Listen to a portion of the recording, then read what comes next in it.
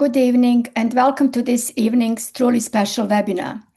I'm Sabina Dizdarevic, your current BNMS president. A very warm welcome to all of you and thank you for joining us and contributing to this event celebrating women in leadership in nuclear medicine.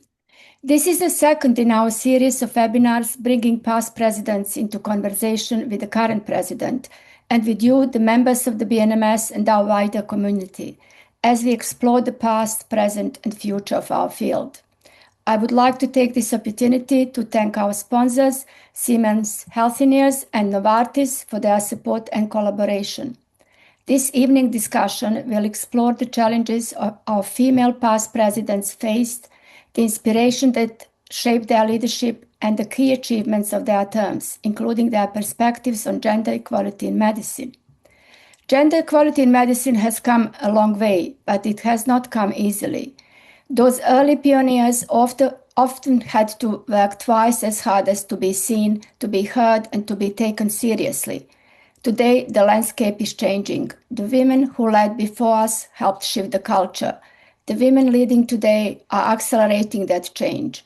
And together, across genders, generations, and disciplines, we are building a profession where leadership is defined not by who you are, by the vision, integrity, and commitment you bring.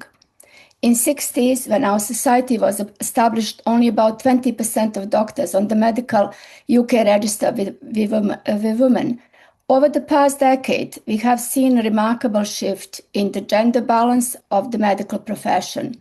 And in 2025, for the first time in the UK history, there are more female doctors with a license to practice than male, marking a true milestone in gender equality in medicine. Tonight, we are honored to be joined by 4 female past presidents of the BNMS, leaders who will share their experience and reflections with us. We will also hear focus talk from Jilly Croasdale, immediate past president, titled Working Together to Prioritize Urgent Patient Needs During a Molybdenum Shortage. After the interview with our past presidents, you will all have the opportunity to ask questions. It's now my pleasure to introduce our speakers. This evening, we are joined by Dr. Sue Clarke, Dr. Mary Prescott, Dr. Gill Vivian, and Ms. Jilly Croasdale. Let me begin by introducing Dr. Sue Clarke. She was the first female president of BNMS.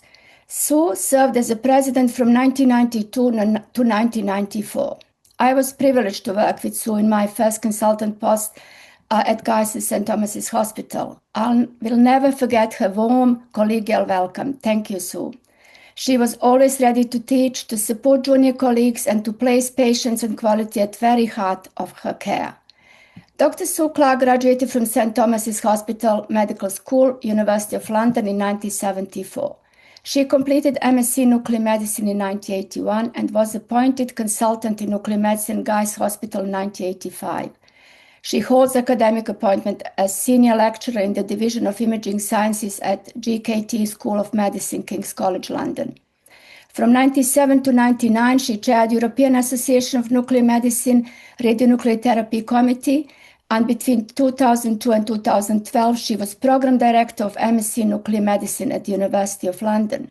She was awarded FRCR Honours in 2002 and FBIR Honours in 2004 and chaired the BNMS Professional Standards Committee from 2004 to 2010. Sue was elected Fellow of the Royal College of Physicians in 1992, and she retired as a nuclear medicine physician around 2013 when she completed an MA in pastoral theology. And ever since, Sue has never stopped helping people. Her generosity, guidance, and compassion was simply part of who she was. So, Sue, welcome. It's my tremendous pleasure to see you tonight here and to talk to you about your experiences in NHS and your reflection on time what was it like to be a woman physician in training, and what were the key challenges in medicine and nuclear medicine during your time in NHS? Well, Sabina, it's lovely to be with you and to be with everybody. It's always a joy. So thank you for inviting me. Yes, so when I trained, there were 60 of us in the MBBS course, and there were 12 women. So we were in the 20% of people in training at that time. When I qualified, I did my house jobs, and then I did some ITU SHO jobs, and I worked at the Brompton for a year. And that's when I fell in love with cardiology and thought that I was going to be a cardiologist. I became a registrar at St Thomas's, and I'm very grateful to the mentors I had at that stage. And Desmond Croft was my consultant under whom I worked. And of course, Desmond was one of the pioneers of nuclear medicine and of the BNMS. So I was very fortunate to have Desmond as a mentor. And he was very facilitating of women, I have to say, very supportive. We had a rectilinear scanner. That's when I first started, when we were doing thyroid scans. So it dates me a bit. But very rapidly, the gamma camera came in, and we started doing more scans and more studies. It was a very interesting time, a time of development, but very much I felt I was a clinician, and I was still headed towards cardiology. But then I started to get intrigued by the nuclear medicine, and I decided that nuclear medicine would be a very good specialty to join. Nuclear medicine hadn't long been a medical specialty, and it is the smallest medical specialty, I think, still. So it was with some encouragement that I started a journey into nuclear medicine, doing the MSc. And again, really grateful for those who were there, David Williams, and all the people at Middlesex, which is where I did my MSc. And then at that stage, became interested in nuclear cardiology. And then St Thomas's became more and more interested in thyroid practice, particularly. Desmond had a thyroid clinic, which was very much part of our clinical practice.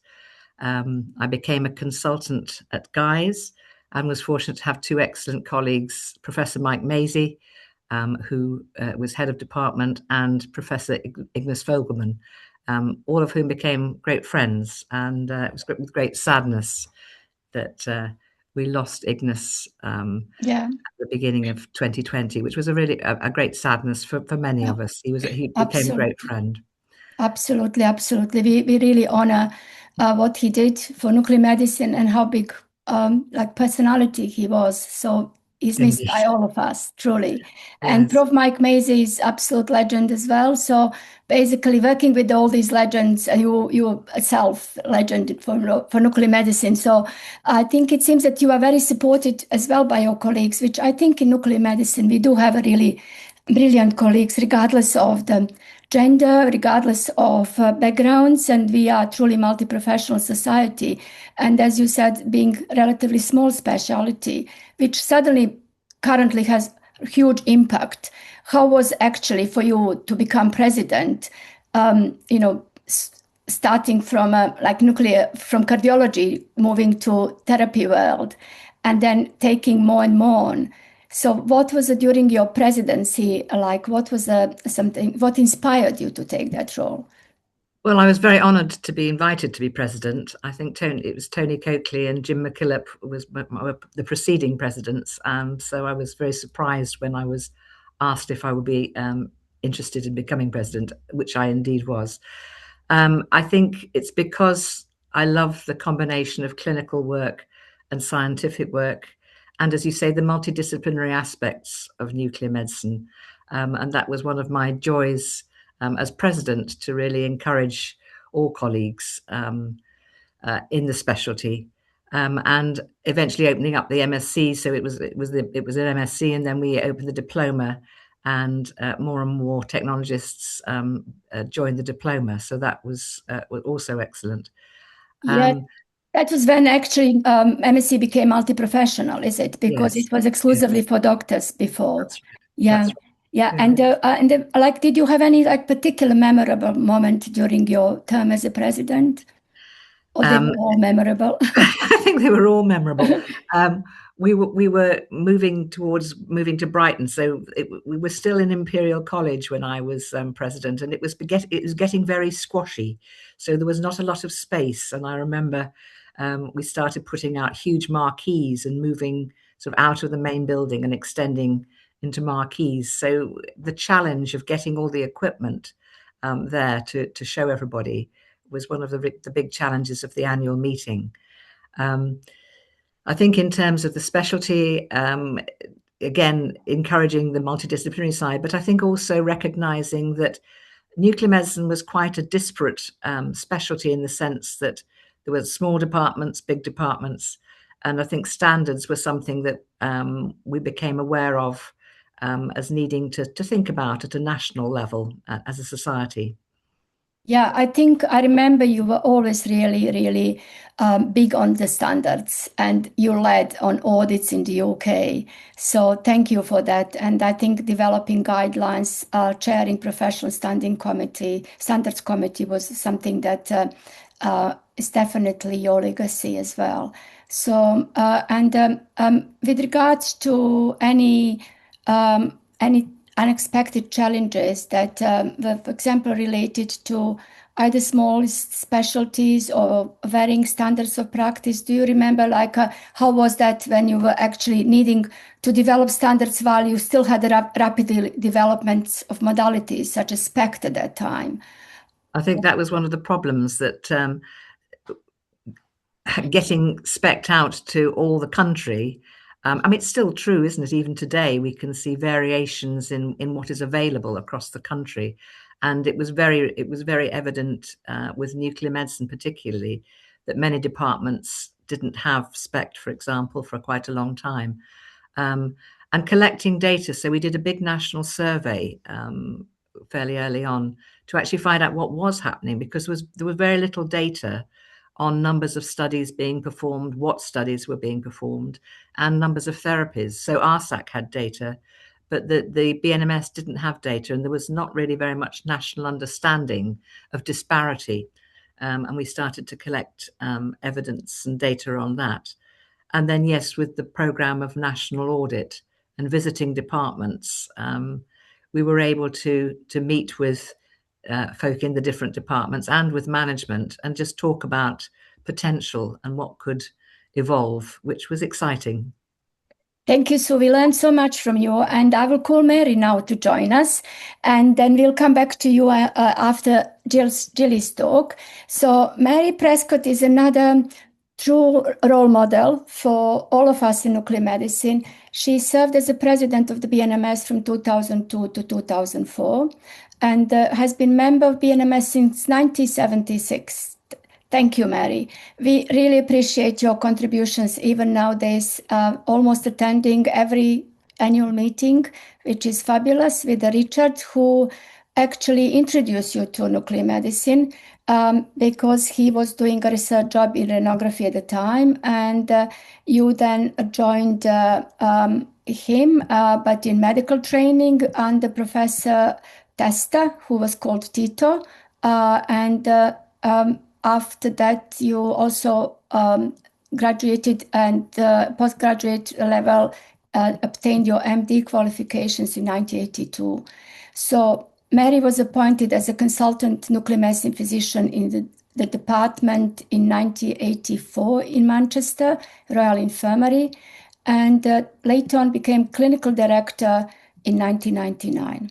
Mary retired from full-time NHS practice in 2014 and all clinical practice in 2020, but she continues attending BNMS meetings. Thank you. During her career, she worked in all areas of nuclear medicine except malignant therapy. She had special interest in radiography, endocrine, and GI studies in both adults and children. And she was very actively involved in the nuclear medicine training of all professional groups, both locally and nationally, serving on the National Specialty Training Committee. Mary was the National Program Training Director from 1997 to 2001, member of the Royal College of Physicians subgroup responsible for re-specifying the curriculum for trainees in nuclear medicine from 2001 to 2002, and the Joint Royal College of Physicians and Royal College of Radiologists subgroup reviewing the curriculum of radionuclide radiotherapy training from 2003 to 2004. So a lot of work in progress in education. She has also been involved in the development of patient information, service provision, and standards in nuclear medicine in the UK, including PET-CT and served on multiple various committees, including Royal College of Physicians, Specialty Advisory Committee, Joint Specialist Committee, and Intercollegiate Committee in DARSAC. Mary, welcome. Thank you, Sabina, for that introduction and your kind idea that I'm helping people.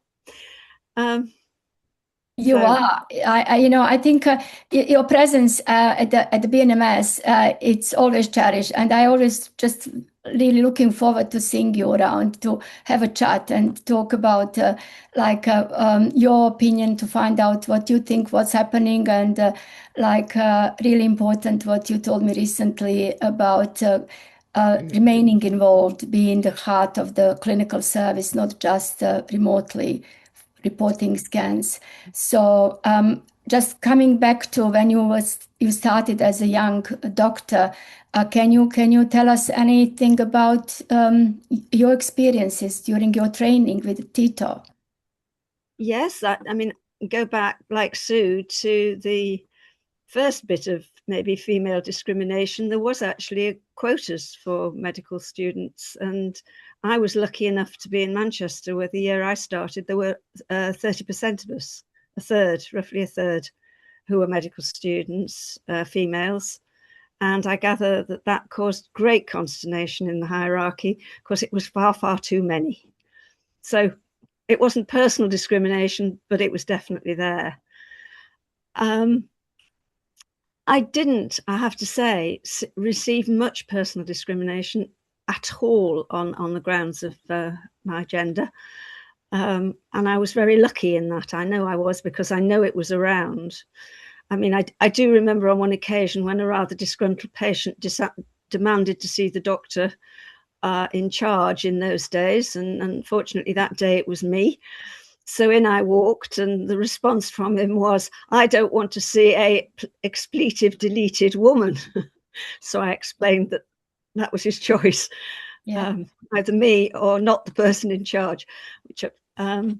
So there was that sort of discrimination, and there was, often when I was on a ward, I would assume everybody, despite my white coat, would assume I was a nurse, and I knew I'd done well when they said, "Thank you, sister." I'd been promoted. So there was that sort of indirect discrimination rather than any positive. And certainly in nuclear medicine, I have never, ever experienced it. So I'm really grateful for that. I do think that we really have a special community in the nuclear medicine. And as you said, certainly I can share your experience in a way. Similarly, even nowadays, I think sometimes people still expect to have someone who is a man, or like an elderly man, even in a charge, rather than someone who doesn't look like that. But with regards to our colleagues in nuclear medicine, I think we are really lucky to have such good colleagues. Yes, there was some positive almost discrimination in the sense that I think some of the things I've actually done was due to the positive discrimination of being the token woman on the committee. Yeah, that I wouldn't have had the opportunity if I hadn't been the token woman. So yeah, I'm sure that it wasn't just token. It was probably like more than that. We might talk later on about how female quite not appreciating as much what they do as male colleagues, which actually there is evidence for that. Is not that I'm just saying, but because we internalizing things rather than externalizing, like we often put difficulties on us rather than on external situations. So and with your qualities, it was easy to be token and recognized like that. But I think that was all behind that was a hard work. So, and when you came to when you become consultant, so, and then you were clearly a member of the BNMS for so long time. What inspired you to become president? Well, actually, interesting from what Sue's just said, it was Tony Coakley. I wasn't aspiring at all till I got this phone call from Tony Coakley, who said, "We've been discussing this, Mary. How about me putting your name forward, and I was absolutely amazed. I hadn't been thinking about it at all, but I thought about it for a bit, had a discussion, and with Tito's absolute support and encouragement, I thought, right, well, yes, I can do something. Maybe I can bring together some of the things I was doing and take it forward with BNMS. So that's how I came to do it, and I've never regretted it. And with regards to your interest in research and development, what was the area that you were really most interested in? Well, my research project was in the MD was the use of radioisotopes in renal transplantation. I mean, we are talking the days before routine application of CT scanning here. When I first started, I got there was CT by the time I got my MD, but we were using renograms. My research was never basic, pure research. My research was in using techniques, seeing how we could modify them, improve them, use them in different contexts. But I mean, we did do clinical trials like most of the big departments for pharmaceutical companies on various things and testing cameras. But I was more on the making sure that it would work for the patient. So I'll put it that way. Yeah, and I mean, your love of renography, it's true physiology, is it? So it's something that our specialty is truly famous for.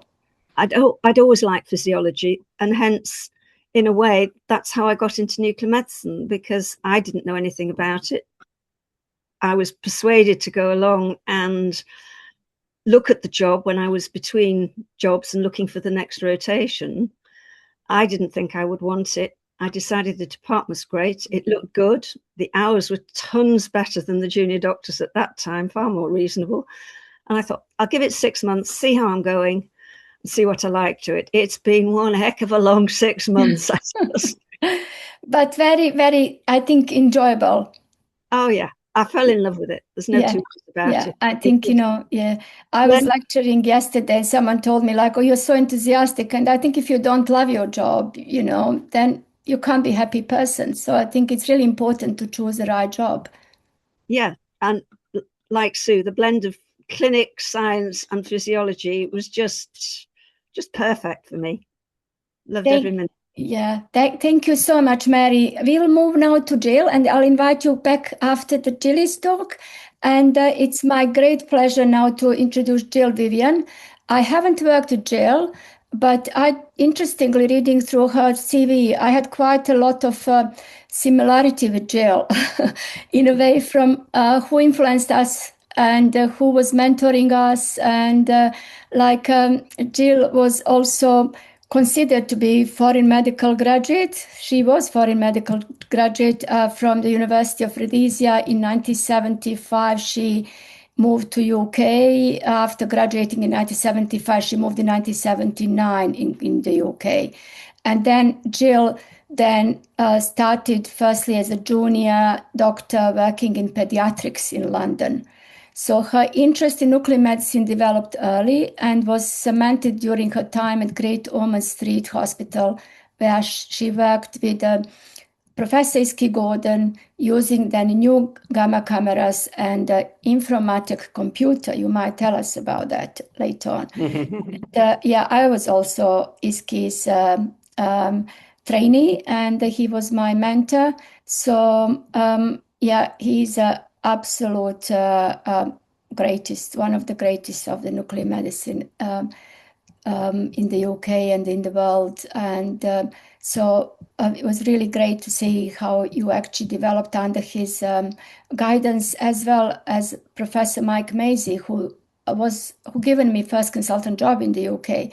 So that's why I think we do have quite a lot of similarities, Jill.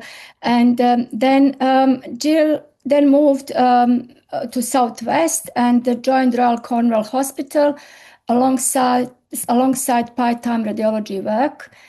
Through this time, she remained closely involved in national professional activities, serving on both regional and national committees in radiology and nuclear medicine.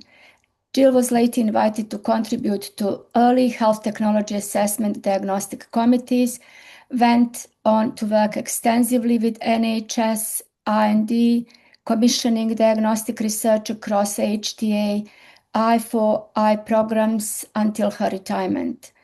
Gill remained active following her retirement. She was appointed to full-time nuclear medicine post at the Derriford Hospital before returning to King's College in 2012, where she had begun her UK career decades earlier as actually closing the circle in a way to working closely with the liver, endocrine, and movement disorder teams.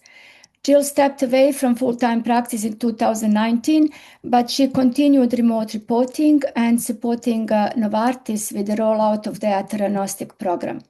And Gill said that she's today committed Granny Harbor, enjoying time with her grandson and sailing whenever possible. I need to say that, Gill, thank you so much for joining us from Sydney. This is amazing. You just show your passion to BNMS, your appreciation to community, and we are really, really grateful that you managed to wake up at 5:00 a.m. to talk to us. So, Gill, welcome. It's a pleasure to be with you all. Okay, thank you so much. Can you tell us about your opportunities or your experiences and challenges that you had as a junior doctor and later on as a consultant, please? So, the University of Rhodesia was a medical school from Birmingham University. It was very small, and I don't think I ever felt any particular discrimination during my junior doctor's time. When I came across to England, again, as a junior, I was welcomed, and so long as you worked hard, I think as we all found out, you were able to be recognized for what you brought to the careers.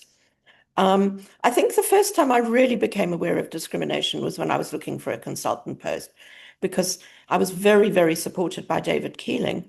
But when I moved down to Royal Cornwall, I was only the third woman appointed to the region, and I was the first married woman, and I was also the first woman to have children, and that had a huge amount of opposition, ironically, from my female colleagues, who at that time they had given up a huge amount to become consultants in nuclear medicine. And I think seeing a new group of people swanning in as they saw it was difficult. A bit like Mary, my introduction to management was a phone call from the chief of the Southwest, who said that they needed a representative on the medical advisory committee in Bristol. And Cornwall needed to change its representative. And because they didn't comply with any equality guidelines, they needed a foreign woman doctor. And so I was appointed. And as I think everyone's found, you get your first leg up, and then after that, you've got to work. But that was within the BNMS, I have to say, I never experienced any discrimination. As a group of colleagues, I was always felt very supported. Fantastic. I think it's so encouraging to hear how our colleagues are supportive in nowadays as well. So and as a female president, really working very hard, achieving your goals. Did you find any particular challenge during your presidency, Gill? Gosh, I had no idea, Sabina, what my goals were going to be. But I started the presidency in 2008, and that was the beginning of austerity. And we'd had two great meetings in Birmingham, Manchester, and Edinburgh. But the way that it worked at the time, we paid for the previous year's meetings with the income from the commercial exhibitions. And in 2009, industry told us that they wanted a very small commercial exhibition, and they wanted the cost of the meetings to start going down. When we looked at that, the financial impact on the society was huge. And with the council that I had, we had to look very carefully at what we were doing. our biggest challenge at that time there was that as council officers, we were all the trustees of the society, and we were personally liable for the debts of the society. So together with the council and Alan Perkins particularly, we spent a lot of time in council looking at how we could reconfigure our finances. It made some very hard decisions. We had to move our offices from London up to Nottingham, and we had an emergency meeting for the members where we discussed this, and then following that, Alan was able to complete the work by making the society an incorporated charity, and I think that work that was done by that council, and it was the council who did it. It was very, very difficult. I remember support from Des Green, particularly, who was chairing our Education and Professional Standards Committee at the time, and trying to keep all of those streams of work going, which was so important to the society while we reconfigured. But I think if we hadn't done that, we would have gone the way of things like the British Medical Ultrasound Society, many other small societies. MRI ended up folding and merging in with the Royal College of Radiologists. But it was very important to me that as a society that represented both radiology and medicine and had a foundation in medicine rather than radiology, that we remained an independent society. Absolutely. And thank you for all this work. Otherwise, we probably wouldn't be here nowadays. And I think thank you for restructuring and with Alan Perkins' help, as you said. I just want to say that he's going to feature the webinar next time in March. So please join us for that webinar as well. So just Jill, what's happened with any major, apart from this, of course,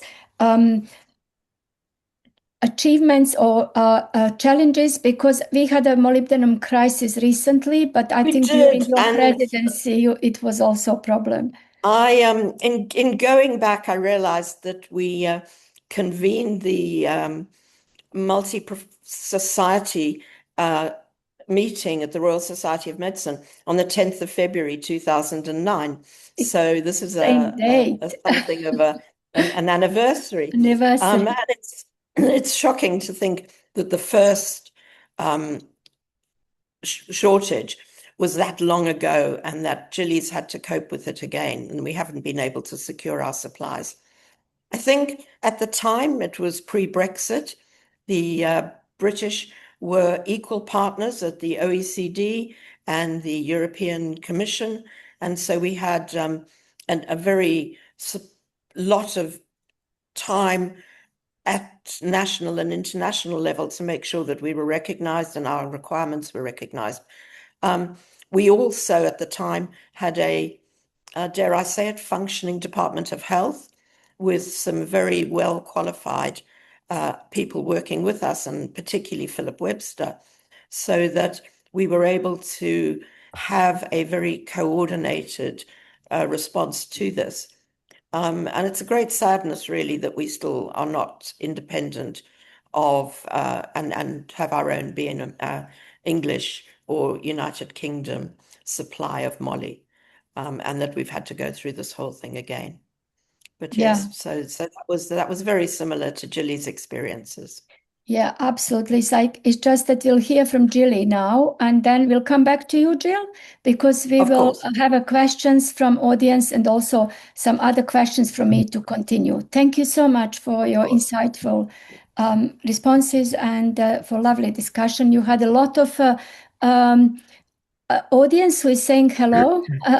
So I think you got from Shama, Joanna Bevan, who said she worked with you, and also a lot of good messages for Sue and Mary as well, thanking you for your talks. We'll look at them afterwards. Yes, thank you. Thank you. So, Jilly, now, last but not least, of course, our imminent past President Jilly Croasdale, who I'm sure doesn't need introduction. She served as a president of the BNMS 2023 to 2025.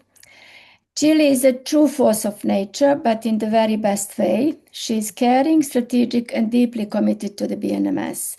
She became really good friend through all these like BNMS challenges and really successes. So Jilly completed pharmacy degree at Ashton University. She was keen to work as a hospital pharmacist in the West Midlands and applied for a job at what was the then Dudley Road Hospital in Birmingham, training with Stuart Haslewood, who many may know.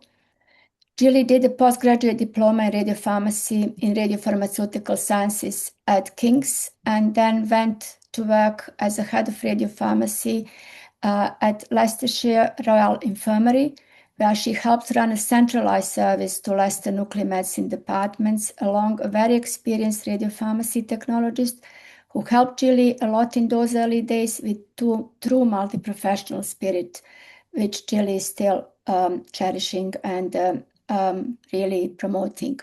From there, Jilly moved to the Royal Free Hospital, and she also worked for Cancer Research UK while she was there. Jilly has gone full circle, similar as Gill, but she's back in Birmingham, where her radiopharmacy journey started. As well as being head of radiopharmacy there, she's also the lead healthcare scientist for her organization. Jilly chairs MRT Consortium since its establishment in 2023. And Jilly is going to have a chat with me first, and then she's going to give us a talk about recent molybdenum crisis and how BNMS helped and led through all the challenges that we were facing recently. So, hi, Jilly. Hello, hi Sabina, lovely to see you this evening. And Lovely to see well, you. I can't see everybody else, but hello to everybody else. Yes, so lovely to see you, Jilly. So basically, similar as for other presidents, I just want to ask you firstly about like your experience as a BNMS president, particularly as a leader, as a female leader, and what inspired you to become president, and how did you feel when you just started? Okay, so well, I suppose in terms of what inspired me to take on the role of president, I'd been involved in BNMS for a long time. I previously was the radiopharmacy representative from the UKRG because I'd sat on that committee as chair for some years. And I ended up becoming treasurer. I didn't really want to become treasurer at the time. I got ambushed at a meeting and I was like, oh, okay. And actually, I really, really enjoyed being treasurer. I am a true Yorkshire woman. I love doing the things with all the numbers, getting a little spreadsheet together. And actually, the challenges of COVID, that's something that I hope that I did help with in terms of trying to look after the money when, we were able to put on our meetings and bring that sort of income in. And, Charlotte was absolutely fantastic during those years. In terms of, the next stages, I was quite happy being treasurer, where I could tootle along, enjoy being in BNMS, but not actually have anyone talk to me or look at me or ask me any real hard questions. My head was well and truly below the parapet. And then two people inspired me really to take on the role, and one of them is yourself. Your lovely self, who suggested that I should put my name forward, and I would never in a million years have thought of doing it myself. And I went away thinking, could I really? So the first person that I phoned was John Buscombe, because I thought John Buscombe is always very honest, but he's such a kind man with it. I thought if he says to me he doesn't think I can do it, I will believe him, and if he says I can do it, I'll do it. But I also knew he would be kind about how he said it, and he was so encouraging. And so I put my name forward, and do you know what? I absolutely loved it, and never regretted a moment of it. I got so much out of it, and I hope I put a lot back in as well. You did. I mean, you were absolutely brilliant, and I'm so glad to hear that I inspired you. And just like one of the best things probably I did in my life. So you did brilliant job, Jilly, truly. And I think you can talk about challenges on molybdenum throughout your talk, which is probably one of your main challenges. And what was the most rewarding, memorable moment? What do you think when you think about? I'm sure there are many. There are many. It's hard to identify one moment. I think sort of setting up the MRT consortium under the BNMS umbrella. So I remember, obviously, that was already an established group, the UK MRT consortium, but bringing it under the BNMS umbrella and then trying to take it forward to where we are now is something I'm really proud of, because I think we've actually got a fantastic group of people together, and we're really, I think, starting to make inroads in it. So to be involved in that at the start is something I'm really, really proud of. Fantastic. Thank you, Jilly. I think we should move to your talk now, because later on we'll come back and then we have a lot to talk about further visions and with all other presidents as well. So I think, can we move to your talk at this stage, please? Sure. So I had a few technical difficulties sharing my talk, so Dom is very kindly sharing his screen, so we'll go through this. So this talk is really about how we work together as a nuclear medicine community to really prioritise urgent patient needs in a way that had never been done before during not just molybdenum shortages, but other sort of smaller shortages that happened, maybe, radiopharmacies being closed, etc. So the first slide is, if we go to the next slide, please. So how did it all start? As I'm sure you're aware, there are maintenance programs in place for all the world's reactors, and they're planned carefully so that they don't overlap. And in this particular point in time, which was sort of October 2024, it seems like it's flown since then, but the Maria and Safari reactors had planned maintenance for 1 week. So that should have all been fine. However, the Belgian reactor went down for unplanned maintenance for several months. And then the HFR reactor in Holland was scheduled to be down for a week, but they found a problem which then took 4 weeks to resolve. So it all came together in a perfect storm. And as a result, there were no curium generators, because, as you may be aware, the Curium and GE source their molybdenum from different places so that they have contingencies just in the event that there are these sorts of problems. You go next slide, please. So what was so different this time? As you probably saw on the previous slide, the curium had the 78% of the market share, which was very different to previous shortages. Previously, it was much more evenly spread, so we could, on a regional level, a regional basis, share the available activity out a little bit better. But this time, it was such a big disparity. You can see on this picture here that all of Scotland used curium generators. All of Northern Ireland used curium generators. You can't see it on here so much, but all of South Wales used curium generators, and the entirety of Central London used curium generators. So it was very, very difficult and challenging. And actually, for 4 weeks of that picture would have had a significant impact on patients.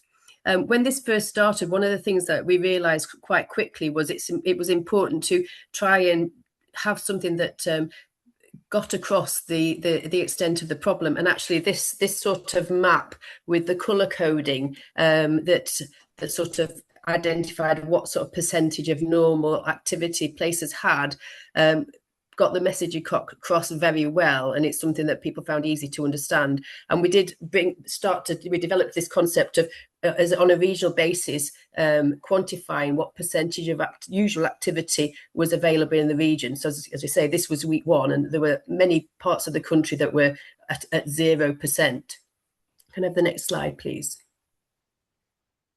So we decided to develop a strategy which would work better for patients, because previously, as I say, when there's been shortages, there's been a real scramble for supply. It's really been first come, first served. Like the year before this happened, when there were 2 big radiopharmacies that were closed, one in the south one in Wales, and I was just getting, nuclear medicine departments were just having to phone round themselves, round radiopharmacies all over the country to try and get supplies. And as a result, some departments got more or less normal supplies, and then other nuclear medicine departments would be getting nothing. And that can't be right for patients, because ultimately, if you can't give everybody the scans they need, you need to make sure that you give all the important, urgently needed scans and nuclear medicine treatments or surgeries associated with them that you can. So to avoid this, we set up this medicine shortage response group and had essentially daily meetings with the Department of Health. And you can see here that the representation in those daily meetings, not just BNMS and UKRG, but NHS England, and there was representation from each of the devolved nations, as well as a number of regulators and the regional and national chief pharmaceutical officers. And that was really important to have all that representation, because we did have to try and do some things that we might have run up against regulatory obstacles otherwise, but because we had them involved at that level, we were able to find ways to make things happen. And actually, I put in there, we had a meeting with the permanent secretary to the Minister for Health, which was a bit of an experience, but it just shows the level of interest and the emphasis that was being put upon this.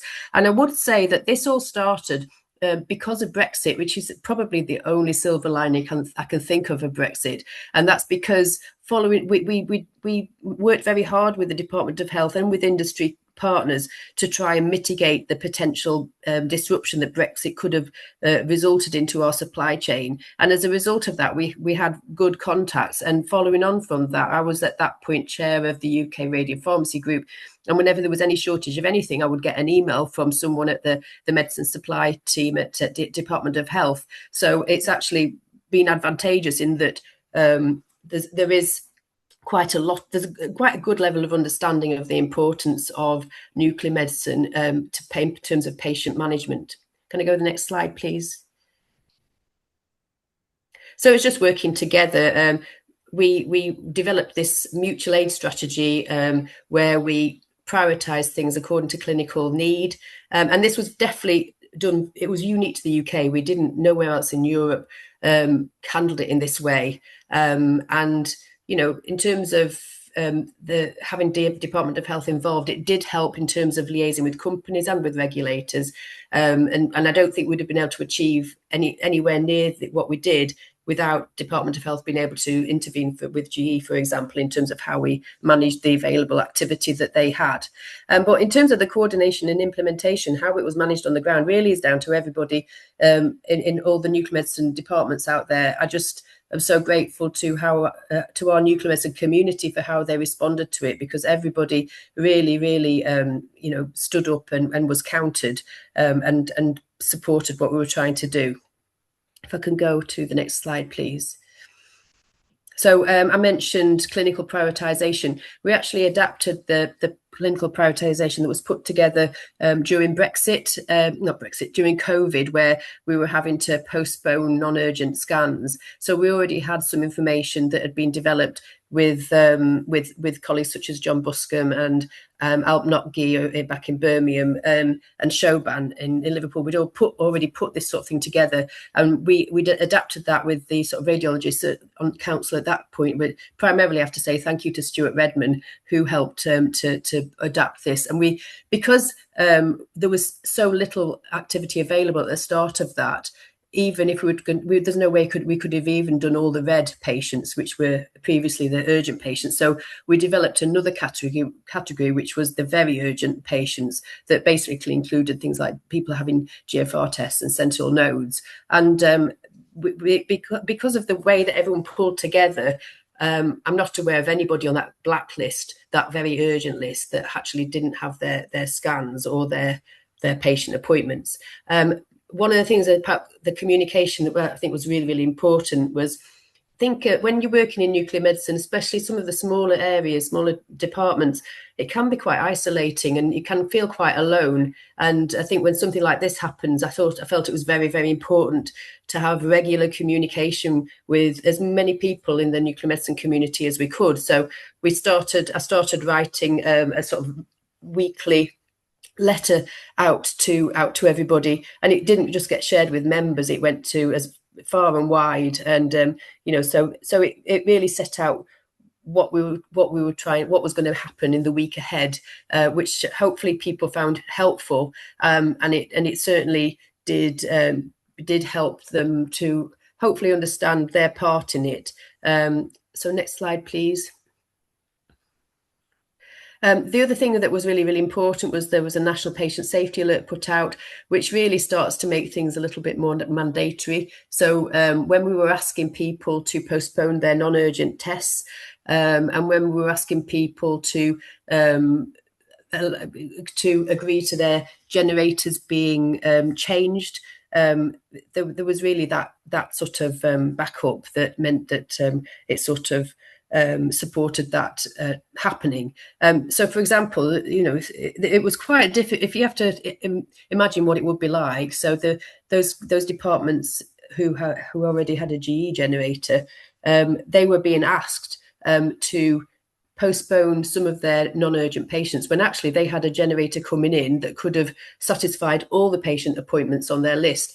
And I mean, everyone was really selfless and supportive, but it's difficult to do that if you're getting a lot of pressure from the rest of from the trust to do things, and if there's not the understanding from the trust that we have to, it can't just be satisfying the work of the workload in your own organization, that you have to sort of think about the greater good, then it wouldn't have happened.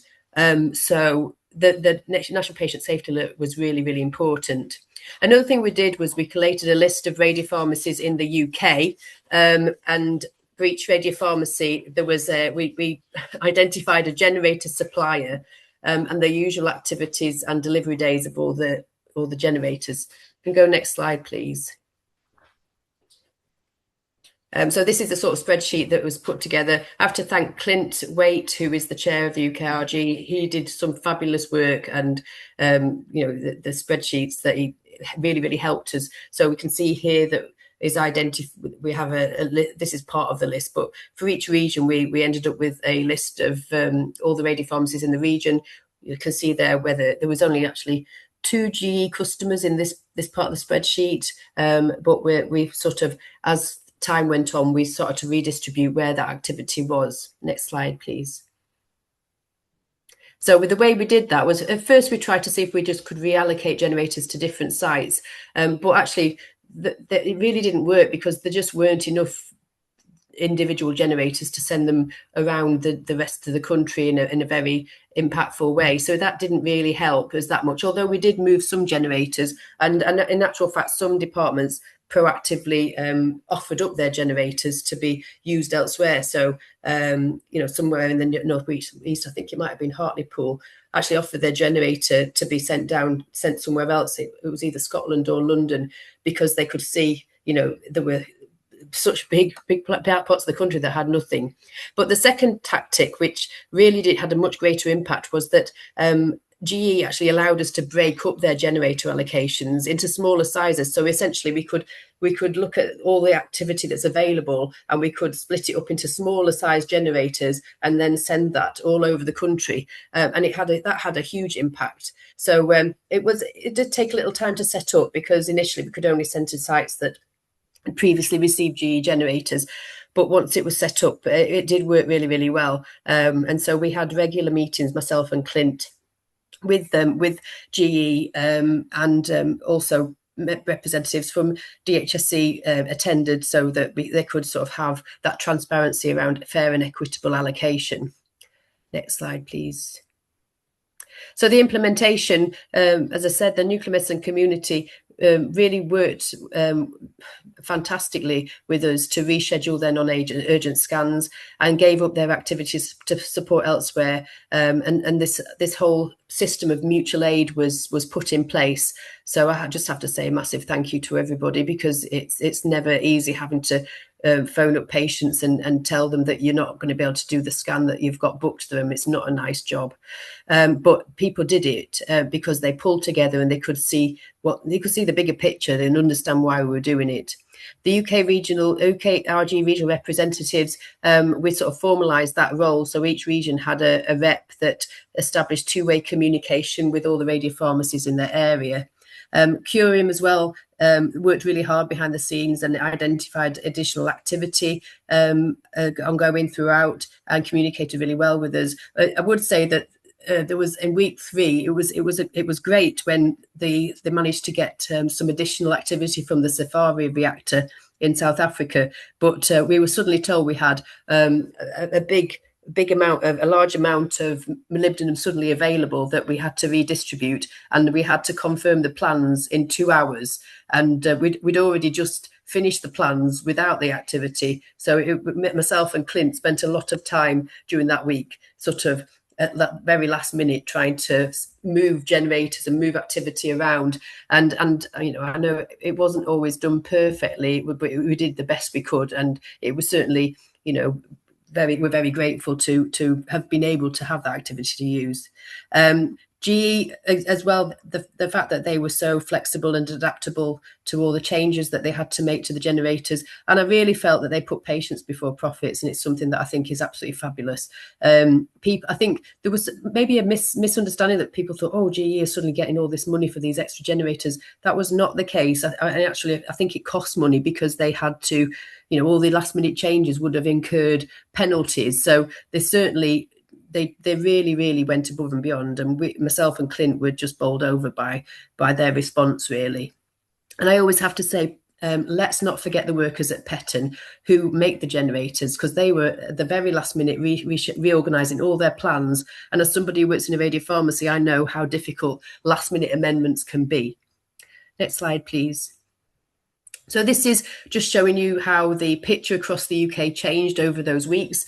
So you can see the nice green UK where everybody's got plenty of activity just before the shortage hit, and then that picture at the very start of it where there's, you know, lots of areas of the country they've got none at all. But you can see as the weeks went on, little bits of activity were sourced from different places, and we started to take some activity out of generators, GE generators in one place, put them into new generators and send them out to other places.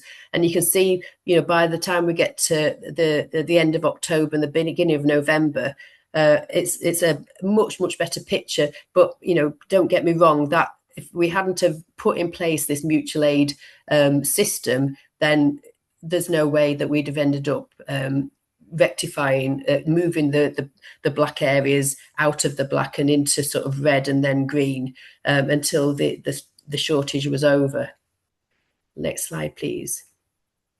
So this is the last slide, really. I just really want to finish with a big thank you. I always think maybe we don't say thank you enough to people, because everybody worked so hard from, you know, say thank you to every member of the nuclear medicine community who had to rearrange those scans, our admin teams, our technologists, who had to make those phone calls and then deal with people coming in, you know, who had a scan rescheduled. Thank you to every member of the radiopharmacy staff who tried to make sure that every last megabecquerel of activity was used well. And thank you to the GE customers who donated their generators to other departments in the regional centres for the greater good of increasing patient impact. I also have to say, I'm sorry if sometimes the communication wasn't brilliant. I try to communicate really well with people, but sometimes when we'd made some decisions about moving generators around, GE had actually put that in place before I had chance to talk to the people whose generator was affected. So I remember somebody complained to me that, oh no, my generator's been kidnapped by the Department of Health. And maybe it felt like that, but you know, it wasn't held to ransom. It was being used very effectively to make sure that all the patients who had urgent scans that were on that black very urgent list all of them had their scans in the timescales that they needed them. So thank you to everyone who came in early, stayed late, worked weekends to make sure that we made the most of it. And I've got here a copy of actually a thank you letter from our Secretary of State for Health, Wes Streeting. He sent a thank you letter to everybody involved, really. And I was told by the guy at Department of Health who was leading on this, that is the first time that any Secretary of State for Health has taken the time to write a letter to say thank you to the community for dealing with that. So he said that's a real first, and I think that really says how it's good to be appreciated at that level, but it also says how important it was, the work that we all did together, and how it was noticed, which I think is very gratifying. So that's the end of my talk. Thank you to everyone for listening. Thank you, healthcare heroes. Oh, that's fantastic, Jilly. And I think it was great that radiopharmacist was the BNMS president at the time. So Jilly was the first radiopharmacist president, first female scientist president. And we, as you know, probably had Alan Perkins, who was the first scientist president previously. Jilly, this was a remarkable achievement. And thank you so much for sharing with the community again what we done together, led by you at that time. And we got very good responses from our audience. And I think we are going to stay 10-15 minutes. If you are able to stay with us, please do, so that we can address questions. And basically, we have even some people that are here from Kazakhstan. And she said that she's a radiopharmacist interested in the prospects of the developments of radiopharmaceuticals, and can she email you, Jilly? So basically, you have even people internationally now want to talk to you about this experience. Is that okay if they can contact you? Yeah, of course, yeah. Yeah. So also we have a lot of good comments on the talk, that it was very difficult time from Henrietta Bainan, who shared that she appreciates everyone's efforts even more now. And so we're going back to the questions from the audience. We have a question from Anon asking, how do we get more medics interested in nuclear medicine? At the moment, JSTT can't fill our vacancies and we have only one consultant. I think I might just mention about that, sorry, because it's current. We do have a lot of people interested in nuclear medicine, but we don't have enough trained people and enough trained consultants. That's a question, answer for Anand. So we are currently actually not having any single training post unfilled, which is quite unusual. And nuclear medicine did become very popular. We do want to have a more training posts, but we are not able to get any funding for additional training posts. So, however, there is a huge gap in the workforce. So I don't know whether there is anyone else from the panel that want to mention anything about this question. Yes, so please. Well, just very briefly, I'm still very sad when people ask me what was my medical specialty and I say nuclear medicine. The majority of people who I talk with haven't a clue what nuclear medicine is. And I do think we have a big work to do to inform not just us, our medical colleagues, but our patients, just what nuclear medicine is. I think we undersell ourselves, we don't promote ourselves, and people haven't a clue what it is. I'm exaggerating slightly, but I think it's interesting you've had that discussion with Wes Streeting, because we did have a meeting with the Conservative Party when they were in power. The BNMS actually went to one of their conferences and had a presentation to try and engage with the government as to what nuclear medicine was and how important it was. And I think there's a huge amount of PR work to be done. Yes, absolutely agree. Anyone else, any comment on this question? If not, we will move to the next question from Shazia. What's been the most significant change in nuclear medicine during your tenure? Jilly? Yeah, sorry, you talked about I was just thinking about sort of the things that I thought was important. What I really wanted to achieve as the second non-medic was for everybody to feel like they were equally important and equally part of the work that we do in nuclear medicine. And I do feel that is changing, that people feel more empowered and more part of things. I mean, there are obviously changes in terms of, you know, molecular radiotherapy and theranostics, although that isn't a new thing. But I think it is. We keep saying we're on the cusp of something, but I think the inclusion or the reference to molecular radiotherapy in the recently published cancer plan does give us an opportunity. And I certainly think that the focus needs to be on research, because research is seen as part of the growth agenda by government. And we've just been part of a whole system-wide review by NIHR to look at the current capability for research and the future potential, which I think has got, will probably change things. So I think those are the main things I wanted to say. Mary, during your time, do you think there was very significant change in nuclear medicine? I don't think there was a significant change in nuclear medicine, but during my time, the curriculums were changed because there was a change in how the junior doctors were being trained, etc. So we had to liaise with both the Royal Colleges, in fact, all the Royal Colleges, because the pathologists and the societies, the Endocrinology Society had an interest in how therapy was given, and the pathologists were doing the non-imaging stuff, and it was that sort of thing. So the strategy document for the provision and the two training documents during mine, I think, were really important for setting the groundwork that we were an independent specialty.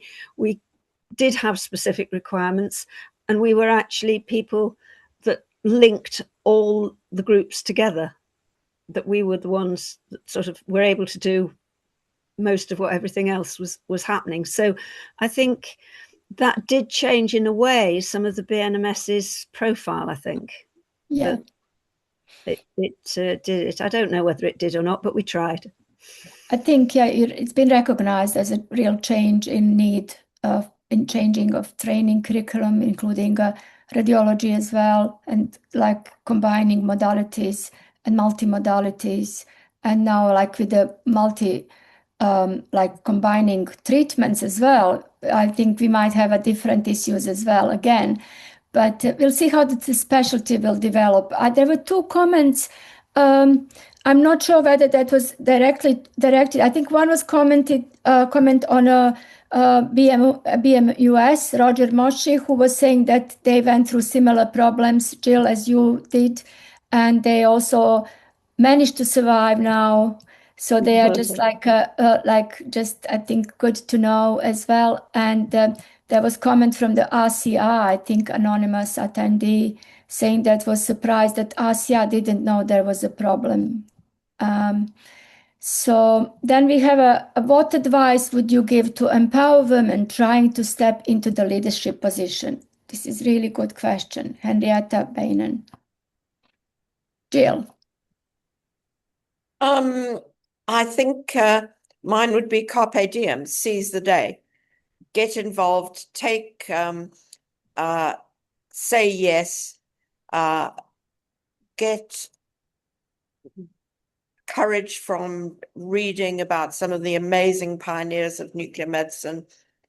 Look at the breadth of the work that you've got, and also the abilities for multi-professional research and multidisciplinary research. Yeah. So get a really, really good clinical background, and say yes to all the sorts of opportunities you are offered. There are lots of training courses, but they don't really do anything other than give you a sort of theoretical background if that's what you need. Get on. And I guess for us, I think we've all talked about our mentors and the amount of time that our mentors spent with us. And I know that towards the end of my clinical time, there wasn't time to mentor the juniors as in the way that we previously had. we were being counted by the number of scans we reported. And I think one of the things I would say to our current colleagues who are working still is find time to mentor your juniors. Yeah, what a fantastic advice, Jill. So, I mean, for the empowerment of the women, is it what you said, like, what are you waiting for, really? And in general, I think we do need to really mentor our juniors and find time for that. Unfortunately, as you said, I could see that there is a change about pressure at work and different ways how we're working. So we really need to ensure to build up our future generations. And to be honest, we need to make the most of the present time in nuclear medicine. So, any other comments on this subject, or should I just see that one nice comment from Neil Hartman to read? I can see the sun rising behind you, glorious blue sky. Enjoy your time and I'm afraid the noise was the rubbish collection, so I apologize for that. No, we haven't heard that though. I think you were mute, so that we haven't heard that. So, and another thing, I just probably, because we don't have any more questions, we do have comments about like how it was really great to get help from Plymouth during this crisis. Torbay really suffered in the shortage. Joanna, thank you for sharing. And think I just want now to start closing the webinar with the final questions for our panelists. So we'll start with Sue. Sue, do you have any final reflections or messages that you would like to share with BNMS community as we mark this milestone? Well, I think be encouraged. I think when you look back to the beginning of nuclear medicine, or to the beginning of nuclear medicine imaging, really, we've moved so far. And often it was grasping opportunities, things like, I mean, I know Mike Maisie was very, very ahead in terms of artificial intelligence, for example. He tried to use computers to read scans and things. So grasp all the new modalities that there are. Liaise with clinical colleagues. I think, we need to be part of the clinical scene and not just tucked away in a back room somewhere. I think we need to be, and looking at cost benefit analysis, working out how much we do contribute when the specialty is done well. Fantastic, thank you. Mary, any final reflection or message from you to BNMS community? Well, I resonate to what Sue said about keeping in touch with the clinicians. Don't be afraid to contact them when you think there's a problem. Keep your enthusiasm. Continue to be inquisitive. Ask questions. Can it be better? Those sort of things. And I think, like Sue says, we've come a long way, and we're rightly proud. But we'll have to keep going at it to make sure that the small voice continues to be heard and respected, because we are still very small. We have to work hard, and don't be afraid to ask the questions. Thank you. Thank you. That's very wise, Mary. And Jill, do you want to add anything? I think Carpe Diem was really brilliant. So I think the only thing I'd say is don't be afraid. I think we're going into a period of huge change in the way healthcare is delivered. We're a rather conservative group of doctors. We have huge responsibility, legal responsibilities for what we do. And I think don't be afraid to embrace a lot of the new change, which will help you work. Great. Thanks, Jill. And Jilly, as we celebrate 60 years of BNMS, what is your vision for the presence and the future? Future is already here in nuclear medicine, but how do you see it for the next decade? Well, I just feel incredibly grateful, because I think we've got a wonderful nuclear medicine community, and it's been fabulous to sit, to be on this panel with you incredible women, you incredible ladies that led the way, and I spent my earlier years looking up to, and for me, it's quite incredible that I'm sat up here in the same virtual room as you all. However, I would say there are some incredible, not just women, people. There's incredible people in our communities, and I've been encouraged by women and by men, and colleagues. So I just think it's wonderful that we're celebrating women in nuclear medicine, but I would like to finish by saying I celebrate all my brilliant colleagues in nuclear medicine. Every single person I've worked with or come in contact with, they've all been, without exception, really fabulous people. As one woman, I really want to remember as somebody that has had a big impact on me as well. She was never BNMS president, but she was an absolute force of nature, and that's Muriel Buxton Thomas. Mm-hmm. And I was really, really happy to have been able to spend some little time with her. And we've obviously put together the award, the Roll of Honour award, in her memory, really. So as we celebrate us women, I would like to celebrate her too. Thank you, Jilly, for mentioning Muriel, and I think she was really special for all of us. So I would like to finish now, complete and wrap up this webinar, and thank you to all panelists. Thank you to our past female presidents for your really insightful thoughts and sharing them with us. And thanks to our host, Dom. I need to thank him as well for conducting those webinars in a brilliant way. And it was really inspiring tonight. And we just can go from strength to strength. And we know that we are here transforming patient care. We are not longer talking about what might be possible. The future is already here in nuclear medicine and possible with us, with our multi-professional team. So wishing you a lovely evening and see you next month, 24th of March, with another webinar with the presidents. Yes. Bye all. Bye.